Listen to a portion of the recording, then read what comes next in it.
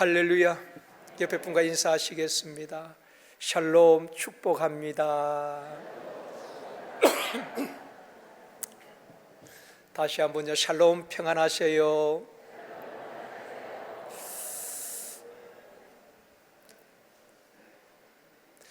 여러분들이 신앙생활을 하시면서 예수 믿는 것이 쉽다고 생각되어집니까? 아니면은 신앙생활이 참 힘들다라고 생각하십니까? 예수를 믿는 것보다도 예수님의 말씀대로 순종하며 사는 것이 힘들고 어려운 것이겠지요. 목사가 되는 것보다도 목사로 살아가는 것이 힘든 겁니다. 장로님으로 피택을 받고 장립을 받는 것보다도 장로님으로 살아가는 것이 힘들고 어려운 겁니다. 마태복음 4장에 보면은 예수님께서 제자를 부르실 때에 너희가 내 제자가 되고 나를 따라오면은 이제부터 좋은 일이 많이 있을 것이다, 무슨 일이든지 형통할 것이다, 그런 말씀하지 않으셨습니다. 오히려 부르신 다음에 마태복음 5장, 6장, 7장을 산상보훈이라고 말하잖아요. 제자들이 어떻게 살아야 되는가, 주님을 따르는 사람들이 어떻게 살아야 되는가, 그 말씀을 하시는데 굉장히 부담스러운 말씀입니다. 몇 가지 소개하면은 너희가 나로 말미암아 욕을 먹고 악한 말을 듣게 될 것이다. 그럴 때 기뻐하고 즐거워하라. 그리고 누가 오른편 뺨을 때리면은 왼편 뺨을 돌려대고 속옷을 갖고자 하면 그도까지 주라. 누가 오리를 가자고 하면은 십리를 동행해 주고 꾸는 자에게 거절하지 말라. 그리고 너희가 무엇을 먹을까 마실까 입을까 염려하지 말아라. 비판하지 말아라. 이런 말씀들을 하셨거든요. 여러분, 우리가 그렇게 산다는 것이 쉽지 않잖아요. 누가 나를 오른뺨을 때리는데 왼뺨을 돌려댈 사람이 누가 있겠습니까? 그런데 우리 주님은 제자들에게 너희들이 나를 따르려면 이런 삶을 살아야 된다, 제자들에게 굉장히 부담스러운 말이지요. 그렇기 때문에 제자가 되는 것보다도 제자로서 살아가는 삶이 더 힘들다는 것입니다. 우리가 예수를 믿는 것보다도 예수 믿는 성도로 살아가는 것이 힘들다는 그 말을 하고 싶은 것입니다. 또 주님이 말씀하시기를 좁은 문으로 들어가라. 넓은 길은 많은 사람들이 그 길로 가고 그 길은 쉽지만은 결국 멸망의 길이다. 그러면 너희들은 좁은 문, 좁은 길로 가야 한다. 이 좁은 문은 세상에서 환영받고 대우받고 인정받는 길이 아니라 바로 십자가를 지고 주님을 따라가는 길이다. 주님의 말씀에 순종하는 삶을 사는 길이 바로 좁은 길이라고 말씀을 하고 있습니다. 우리가 그렇게 산다는 것이 결코 쉽지 않다는 것입니다. 그런데 주님은 분명한 약속의 말씀을 하셨습니다. 그 길이 비록 좁고 협착한 길이지만은 바로 그 길이 십자가의 길이요, 구원의 길이요, 생명의 길이며 주님과 동행하는 길이며 최후 승리 얻는 길이라고 말씀을 하고 있는 것입니다. 사랑하는 성도 여러분, 우리는 코로나 3년을 겪으면서 많은 성도들이 편리함과 편안함에 익숙해져 있습니다. 우리가 신앙생활 할 때 편안하게 신앙생활을 하는 삼류 신앙인이 아니라 예수를 제대로 믿고 말씀에 순종하는 삶을 살아가는 인류 신앙인, 명품 신앙인이 되어지기를 주님의 이름으로 축원합니다. 오늘 이 시간에는 유일한 구원자 예수 그리스도라는 제목으로 말씀을 드리려고 합니다. 베드로와 요한이 제9시 기도 시간에 성전에 기도하러 올라가다가 나면서 걷지 못한 안전뱅이를 만나게 됩니다. 그 안전뱅이는 동전 한 입을 구걸 합니다. 그때 베드로가 그를 향해서 이렇게 외칩니다. 은과 금은 내게 없거니와 내게 있는 이것을 내게 주노니 곧 나사렛 예수 그리스도의 이름으로 일어나 걸어라. 베드로는 그가 구하는 돈은 없었지만은 그에게 있었던 것은 예수 그리스도의 이름이었습니다. 그 이름으로 선포할 때에 40여 년 동안 한 번도 일어나 본 적이 없고 걸어본 적이 없는 이 안전뱅이가 발과 발목에 힘을 얻게 되어지게 되고 일어나게 됩니다. 그리고 성전에 들어가면서 걷기도 하고 뛰기도 하며 하나님을 찬양하는 놀라운 변화가 일어나게 된 것입니다. 오늘 본문 말씀은 그 안전뱅이가 일어난 사건 이후에 어떤 일이 일어났는가, 그 결과에 대해서 오늘 본문에서 말씀을 하고 있는 것입니다. 첫 번째로 복음과 핍박입니다. 오늘 본문 1절 말씀 같이 읽도록 하겠습니다.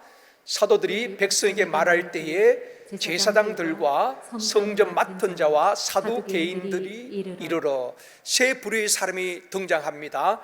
제사장, 또 성전 맡은 자, 성전 맡은 자는 성전을 경비하는 사람들을 말합니다. 그리고 사두개인이 등장합니다. 이들은 당시 종교 지도자들이고 권력자들입니다. 이들이 사도들을 잡아서 가두고 핍박을 하게 되는 것입니다. 언제 핍박을 합니까? 1절 말씀 다시 보시겠습니다.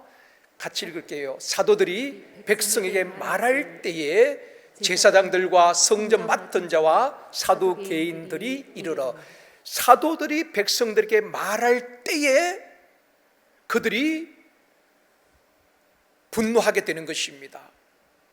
그러면 사도들이 백성들에게 무슨 말을 했기에 제사장들과 사두개인들, 성전 맡은 자들이 그들을 붙잡아서 옥에 가두었을까요? 사도들이 무슨 말을 했습니까? 2절에서 말씀합니다. 같이 읽습니다. 예수 안에 죽은 자의 부활이 있다고 백성을 가르치고 전함을 싫어하여. 사도들이 전한 것은 예수님의 부활하신 뿐 아니라 예수 안에는 죽은 자가 다시 부활할 수 있다는 부활신앙에 대해서, 부활의 복음에 대해서 가르쳤고 전했습니다. 그러자 그 말을 듣고 사두개인들과 제사장들이 싫어한 것입니다. 여기서 싫어하는 것은 단순하게 싫어하는 정도가 아니라 크게 화를 내고 분개하는 것을 말합니다. 그래서 사도들을 붙잡아서 옥에 가두게 된 것입니다. 마가다락에 모였던 120명이 오순절 성령 충만함을 받게 됩니다. 그들이 각기 다른 나라 언어로 방언을 하게 되지요. 그럴 때 핍박하지 않았습니다. 또 안전뱅이가 일어났을 때도 핍박하지 않았어요. 언제 핍박합니까? 사도들이 입을 열어 복음을 전할 때에 그들이 분개하고 화를 내고 붙잡아 옥에 가두게 되었다는 것입니다. 여러분, 우리가 복음을 전하지 않으면 핍박받을 이유가 없습니다. 복음을 전하다 보면은 세상이 우리를 대적하고 핍박하게 되는 것입니다. 사도행전 3장 11절 말씀 같이 읽습니다. 나은 사람이 베드로와 요한을 붙잡으니 모든 백성이 크게 놀라며 달려 나와 솔로몬의 행각이라 불리우는 행각에 모이거늘. 자, 40년 동안 걷지 못한 사람이 일어나고 나왔습니다. 이 사람이 자기가 고침을 받고 혼자 기뻐하고 즐거워하며 집으로 돌아간 것이 아니라 베드로와 요한을 붙잡고 그렇게 묻는 것입니다. 내가 어떤 능력으로 고침을 받았습니까? 나를 고쳐주신 예수 그리스도가 어떤 분입니까? 붙잡고 묻는 겁니다. 그럴 때에 많은 사람들이 안전뱅이가 일어난 것을 보고 놀랐습니다. 그렇죠? 40년 동안 늘 성전 미문에서 구걸하던 사람을 다 알고 있습니다. 근데 이 사람이 벌떡 일어났으니까 얼마나 많은 사람들이 놀랬겠습니까? 그래서 많은 사람들이 솔로몬 행각에 모였습니다. 한 5천 명 이상 모였죠. 당시에 예루살렘의 인구가 3만 명 정도로 추산을 합니다. 그런데 남자만 5천 명이 모였으니까 여자 어린아이 합치면은 거의 절반 이상이 다 솔로몬 행각에 모였던 것입니다. 그들을 향하여서 베드로가 외칩니다. 사도행전 3장 12절 말씀입니다. 같이 읽습니다. 베드로가 이것을 보고 백성에게 말하되 이스라엘 사람들아, 이 일을 왜 놀랍게 여기느냐? 우리 개인의 권능과 경건으로 이 사람을 걷게 한 것처럼 왜 우리를 주목하느냐? 많은 사람들이 그 남자 5천 명, 그 솔로몬 행각에 모였던 사람들이 베드로를 주목하는 것입니다. 우리를 보았죠. 그때 베드로가 이스라엘 사람들아, 왜 우리를 주목하느냐? 우리의 능력이나 우리의 권능으로 이 사람을 일으킨 것이 아니란 것입니다. 그러면서 16절에서 예수 그리스도를 증거하게 되는 것입니다. 같이 읽습니다. 그 이름을 믿음으로 그 이름이 너희가 보고 아는 이 사람을 승하게 하였나니 예수로 말미암아 난 믿음이 너희 모든 사람 앞에서 이같이 완전히 낫게 하였느니라. 베드로는 자신을 드러내지 아니하고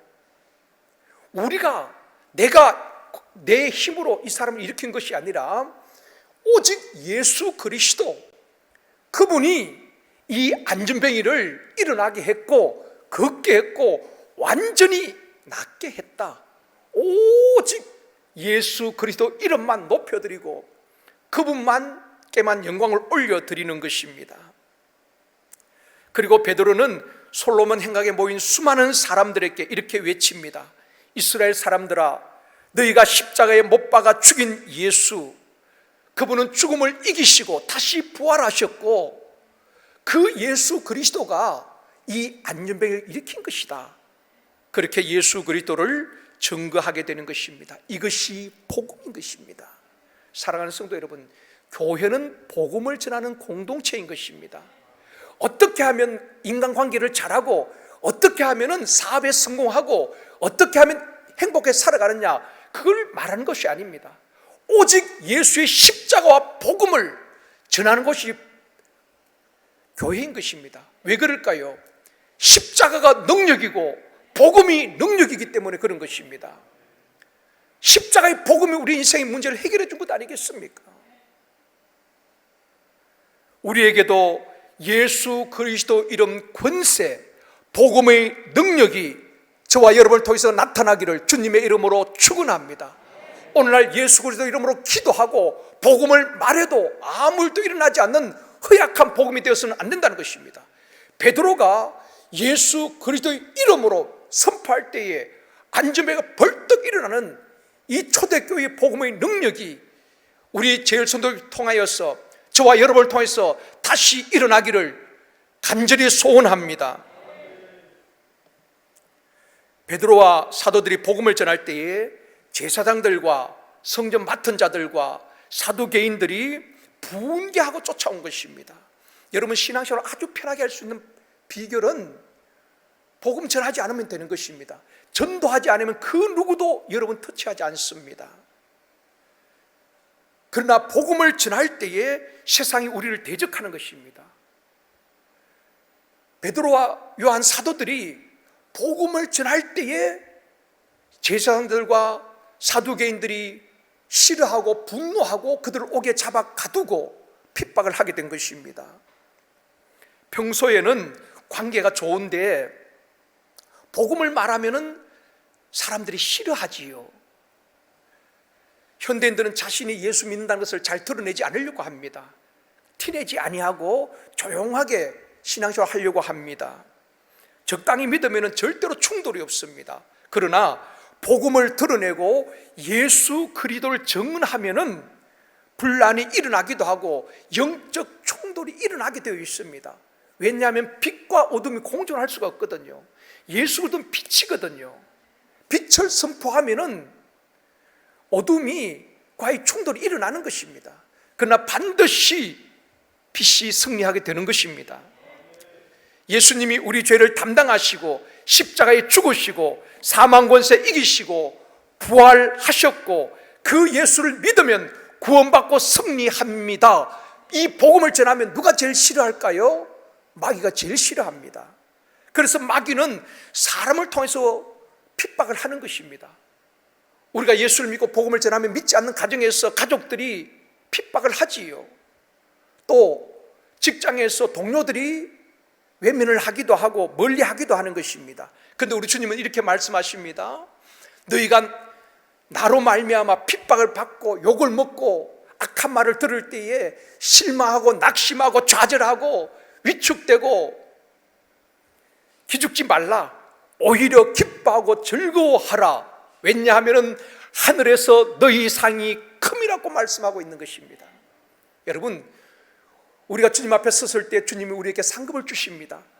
어떤 기준으로 상급을 주실까요? 분명한 기준은 우리 주님께서 복음을 위하여서 수고하고 핍박을 당하는 자는 상을 반드시 주신다고 약속을 하고 있습니다. 복음을 전하면 아군과 적군이 드러나게 되어 있습니다. 복음을 말하지 아니하면 평안합니다. 아무 일도 일어나지 않습니다. 그런데 오늘 본문에 보면은 지금 복음을 듣고 화를 낸 사람이 누구입니까? 제사장들, 성전 맡은 사람들, 사두개인들, 종교 지도자들입니다. 종교 지도자들이라면 복음 전하는 것을 환영해야 되지 않겠습니까? 근데 이들은 복음을 반대하고 싫어하고 오히려 분개하는 것입니다. 왜 그럴까요? 종교에는 복음이 없습니다. 종교에는 복음이 없다는 것입니다. 당시 종교 지도자들에게는 기득권이 있었습니다. 여러분, 성경에 보면은 바리새인이 나오고 또 사두개인이 나옵니다. 바리새인과 사두개인은 다릅니다. 바리새인들은 하나님의 예정을 믿습니다. 영을 믿습니다. 천사도 믿습니다. 부활도 믿습니다. 그런데 사두개인들은 달라요.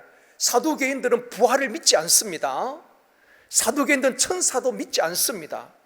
이 사두개인들은 영생도 믿지 아니하고 오직 현실과 타협하며 인간의 자유의지를 주장하는 사람들입니다.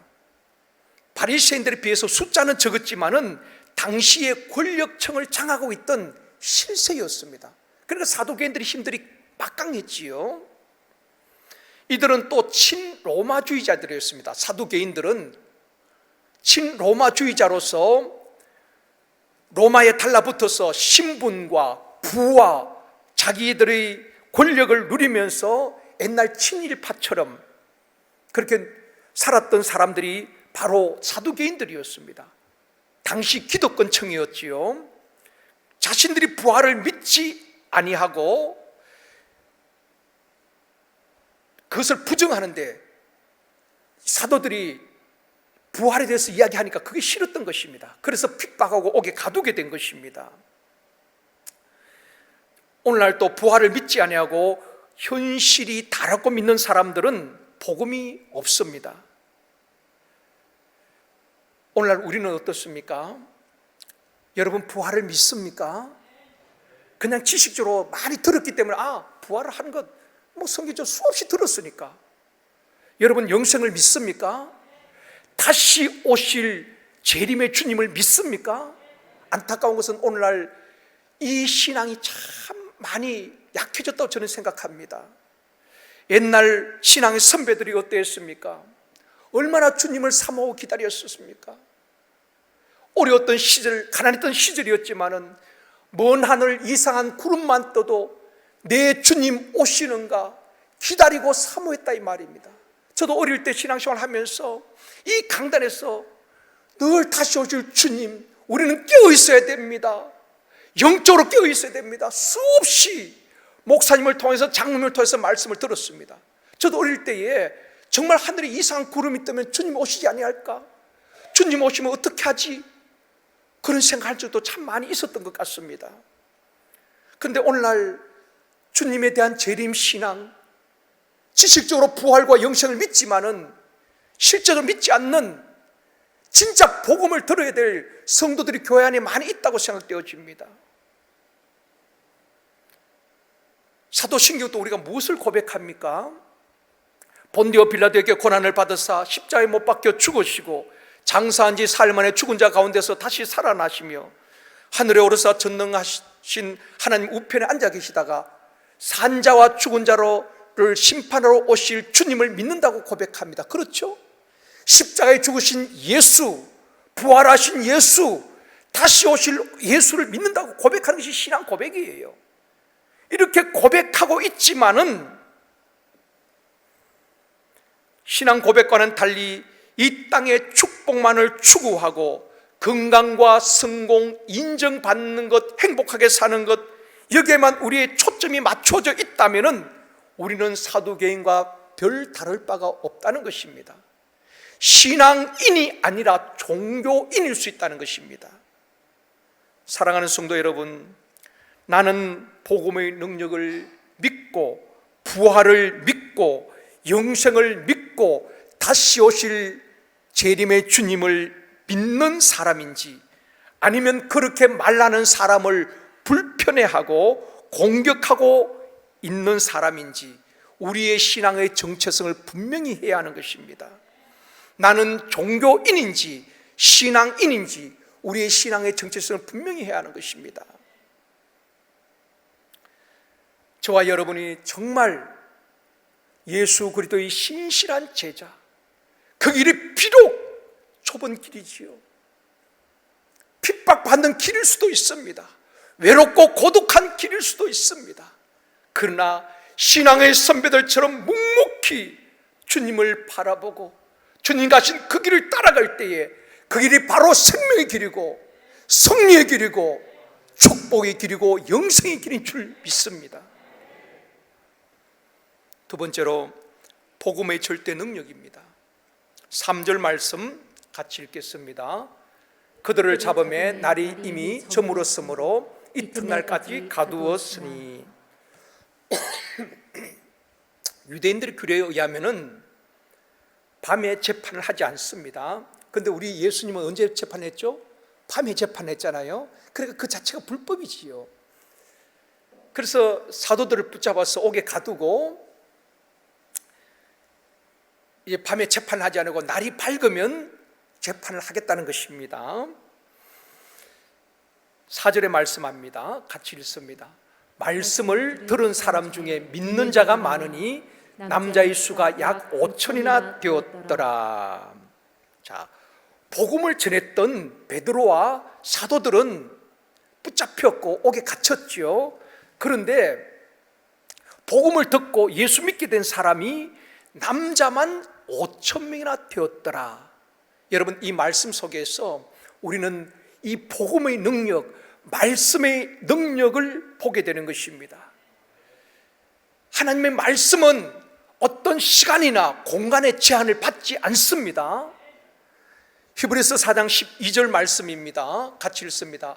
하나님의 말씀은 살아있고 활력이 있어 좌우의 날선 어떤 검보다 예리하여 혼과 영과 및 관절과 골수를 찔러 쪼개기까지 하며 또 마음의 생각과 뜻을 판단하시나니. 하나님의 말씀은 살았어요, 죽었어요?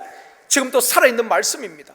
예수 그리스도의 부활하신 같이 하나님의 말씀은, 태초부터 있었던 하나님의 말씀은 지금도 살아있고 활력이 있는 말씀입니다. 좌우의 날선 어떤 것보다 예리하여서 우리의 혼과 영과 관절과 골수를 찔러 쪼개기까지 한다고 말씀하고 있습니다. 보십시오.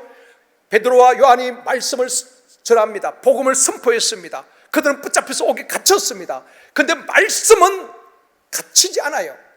말씀은 듣는 모든 사람들이 심령 속에 들어가서 그들에게 깨닫게 하고 그들을 예수 믿게 하고 그날에 예수 믿게 된 사람이 5천 명이나 되었다고 말씀하고 있는 것입니다. 이것이 복음의 능력인 줄 믿습니다. 이것이 말씀의 능력이에요. 우리는 약하지만은 우리가 복음을 전할 때에 그 말씀의 능력이 있는 거예요. 우리가 말을 잘하고 설득을 잘해서 그 사람을 변화시키는 것도 아닙니다. 우리가 전도에 대해서 많이 오해를 합니다.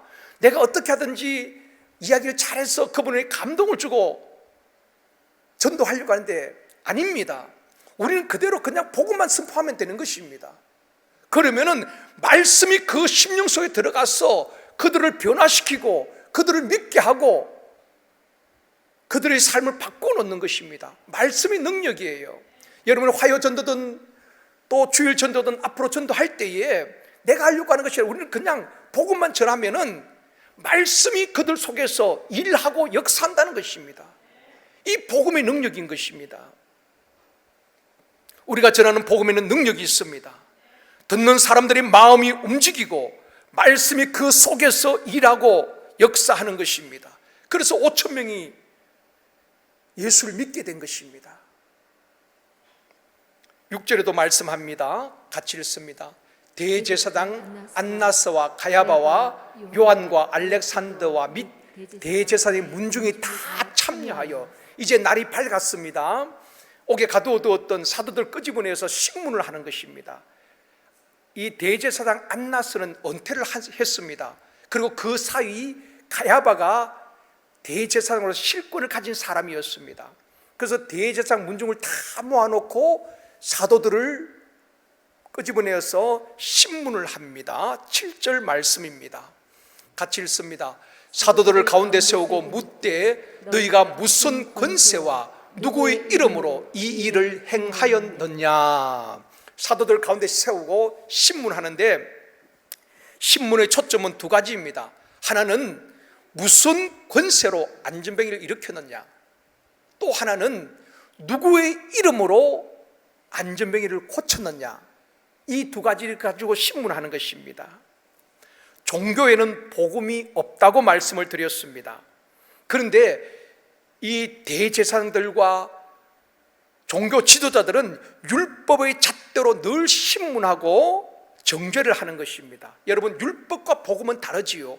율법은 우리의 죄를 깨닫게 하는 것입니다. 그러나 죄의 문제를 해결할 수는 없습니다. 오직 복음, 예수 그리스도는 우리의 죄를 깨닫게 할 뿐 아니라 우리의 죄의 문제를 해결해 주신 분인 것입니다. 예수 그리스도의 보혈로 우리의 모든 죄, 과거의 죄, 현재의 죄, 미래의 죄까지도 완전하게, 완벽하게 십자가에서 해결해 주신 줄 믿습니다. 그것이 복음의 능력이에요. 그것이 보혈의 능력인 것입니다. 율법은 우리의 죄를 깨닫지 하지만은 복음은 우리의 죄 문제를 해결하고 모든 죄책감에서 우리를 자유케 하는 것입니다. 여러분, 예수를 제대로 믿으면, 복음을 제대로 깨달으면 모든 포로되고 눌린 것에서 자유케 되어지는 것입니다. 진정한 평안과 기쁨을 누리게 되어지는 것입니다. 그런데 이 복음을 제대로 깨닫지 못하니까 여전히 일에 눌리고 사람에 눌리고 질병에 눌리고 돈에 눌리고 눌려서 살아가는 것입니다. 우리 모두에게 복음 안에서 자유함이 있기를 원합니다. 진리를 알지니 진리가 너희를 자유케 하리라고 말씀하고 있는 것입니다. 율법은 늘 우리를 정죄하는 것입니다. 하라는 것을 하지 않았을 때, 또 하지 말는 것을 했을 때 늘 죄책감에 시달리는 것입니다. 가늠하다 현장에서 붙잡힌 여인을 바리새인들과 서기관들 끌고 왔습니다. 예수님께 끌고 왔어요. 뭐라고 말합니까? 율법에 의하면 이런 여인은 돌로 치라고 했는데 선생님은 뭐라고 말씀하시겠습니까? 물론 예수님을 시험하기 위해서 그렇게 이야기한 것이지요. 그리고 모든 사람들이 돌을 들고 이제 그 여인을 치기 위해서 정죄의 돌을 들고 있습니다. 그때 예수님께서 너희 중에 죄 없는 자가 먼저 돌로 치라. 그럴 때 양심의 가책을 느끼고 다 돌을 내려놓고 떠나게 됩니다. 예수님께서 그 여인에게 이렇게 말씀하십니다. 나도 너를 정죄하지 아니하노니 가서 다시는 죄를 범하지 말라. 이게 복음이에요. 우리 주님은 죄를 지적하고 너 왜 그렇게 죄 지었어? 그렇게 말씀하신 분이 아니라 우리의 연약함과 우리의 부족함을 이해하시고 내가 너를 용서하마. 가서 다시는 죄를 짓지 말고 새로운 삶을 살아라.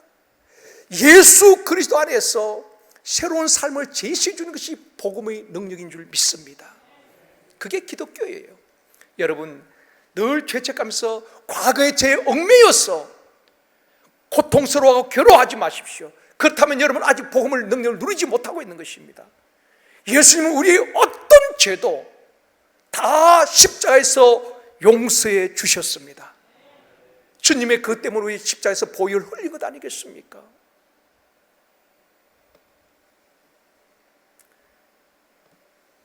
신문하는 종교 지도자를 향해서 베드로가 이렇게 말합니다.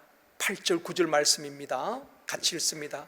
이에 베드로가 성령이 충만하여 이르되 백성의 관리들과 장로들아, 만일 병자에게 행한 착한 일에 대하여 이 사람이 어떻게 구원을 받았느냐고 오늘 우리에게 질문한다면, 지금 대제사장들이 신문을 하죠. 무슨 권세로 안전병을 일으켰느냐, 누구 이름으로 안진병을 고쳤느냐? 그때 베드로가 성령이 충만하여서 그들을 향하여서 만일 이 병자를 어떻게 고쳤느냐, 어떻게 구원했느냐고 우리에게 묻는다면은 이렇게 대답하겠다는 것입니다. 그 대답이 그 다음 10절입니다. 같이 읽습니다. 너희와 모든 이스라엘 백성들은 알라. 너희가 십자가에 못 박고 하나님이 죽은 자 가운데서 살리신 나사렛 예수 그리스도의 이름으로 이 사람이 건강하게 되어 너희 앞에 섰느니라. 베드로는 우리가 엇을로 고친 것이 아니라 너희들이 십자가에 못 박은 예수, 사망 권세이시고 다시 부활하신 예수, 그 예수 그리스도의 이름이 이 사람을 일어나게 했고 뛰게 했고 하나님을 찬양하게 했고 건강하게 하셨느니라. 예수 그리스도를 드러내고 예수 그리스도를 증거하게 되는 것입니다. 사랑하는 성도 여러분, 베드로처럼 예수 그리스도를 높이고 예수 그리스도를 증거하는 저와 여러분이 되어지기를 주님의 이름으로 축원합니다. 세 번째로 유일한 구원자 예수 그리스도입니다. 본문 12절 말씀, 이번 주 암송 말씀 같이 읽습니다. 다른 이로서는 구원을 받을 수 없나니 천하 사람 중에 구원받을 만한 다른 이름을 우리에게 주신 일이 없음이라 하였더라. 우리를 죄와 사망에서 구원할 분은 오직 예수 그리스도 뿐이라는 것입니다. 오늘날 기독교 진리를 위협하는 것 중에 하나가 종교다원주의입니다. 여러분 많이 들어보셨죠? 종교다원주의는 20세기 서구 기독교 문화의 반발에 일어난 자유주의 신학 운동을 말합니다. 그들이 주장하는 것은 모든 종교는, 기독교든 불교든 유교든 힌두교든 모든 종교는 서로 다른 구원 체계를 가지고 있으며 모든 종교에 구원이 있다. 기독교에서 믿는 예수 그리스도도 구원의 길 중에 하나라고 주장하는 것이 종교다원주의란 말입니다. 다시 말씀을 드리면은 이런 경우입니다. 가까이 관악산이 있잖아요. 관악산에 올라가는 정상을 향해서 올라가는 길은 여러 길이 있습니다. 서울대 쪽에서 올라가는 길이 있고 또 산막사 쪽에서 올라가는 길이 있고 또 여러 곳에서 올라가는 길이 있다고 합니다. 그러나 길은 달라도 정상에 다 올라갈 수 있다는 것입니다. 종교다원주의가 그런 것입니다. 구원, 각 종교마다 다 구원의 길이 있는데 길이 다를 뿐이지 정상에 구원받는 것은 하나라는 것입니다. 그 가운데 기독교는 예수 그리스도를 통해서 구원받는 길이라고 이야기하고 있는 것입니다. 이것이 종교다원주의인데 반기독교적이고 반성경적인 것입니다. 오늘 말씀하고 있죠. 예수 그리스도 외에는 구원받을 다른 이름을 주신 일이 없다. 그래서 많은 사람들은 때로는 기독교를 배타적이라고 말합니다. 여러분, 진리는 타협할 수가 없는 것입니다. 어느 누가 우리의 모든 죄를 담당하고 십자가에 죽으시고 부활하시고 지금도 살아계신 분이 있나요? 오직 예수 그리스도만이 우리 인생의 모든 문제를 해결해 주셨고 지금도 역사의 주관자가 되시고 우리 인생의 생사화복의 절대 주권자가 되시는 줄 믿습니다. 말씀을 맺겠습니다. 사랑하는 성도 여러분, 우리의 모든 죄와 허물을 담당하시고 십자가에 죽으시고 부활하시고 승리하신 분은 오직 예수 그리스도 뿐입니다. 예수 그리스도는 죽은 사신 우상이 아닙니다. 지금도 살아계시며 우리의 기도에 응답하시고 우리의 기도를 들으시고 말씀하시며 우리 인생 생사화복의 절대 주권자인 줄 믿습니다. 그러므로 여러분, 우리 인생의 수많은 난제 앞에서 낙심하고 절망이 아니라 기도로 하나님 앞에 정면 돌파할 수 있기를 원합니다. 우리가 기도할 때에 하나님이 들으시고 응답하시고 어떤 문제도 능히 해결해 주실 줄 믿습니다. 예수 그리스도의 이름 권세와 복음의 절대 능력을 우리가 먼저 체험하고 또 우리를 통하여서 말씀의 능력과 복음의 절대 능력이 나타나기를 주님의 이름으로 축원합니다. 베드로와 사도들이 복음을 전할 때에 그들은 붙잡혀서 옥에 갇혔지만은 말씀은 시간과 공간의 제한을 받지 아니하고 살아 역사하고 활력이 있어서 들었던 많은 사람들의 심령 속에서 말씀이 그들을 깨닫게 하고 예수를 믿게 하고 그들을 변화시켰습니다. 그날의 믿은 자가 남자만 5천 명이라고 말씀하고 있습니다. 이것이 말씀의 능력이요 복음의 능력인 줄 믿습니다. 우리를 통하여서도 이런 말씀의 권세와 복음의 능력이 사역의 현장에, 우리의 삶의 현장에 나타나기를 주님의 이름으로 축원합니다.